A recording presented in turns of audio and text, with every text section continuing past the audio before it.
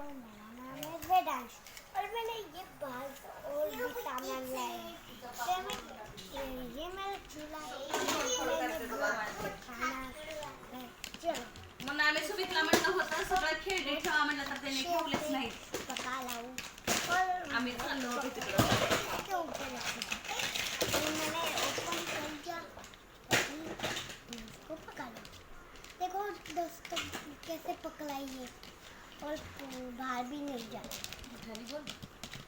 देखो ये पक गया ना।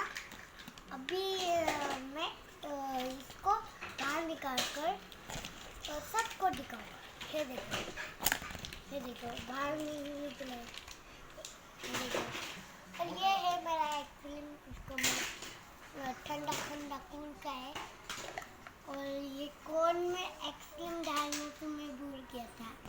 इसे अभी मैं सबको खाने दूँ। देखो अभी ना कूल करनी है। तू खेळतेस का मोरी?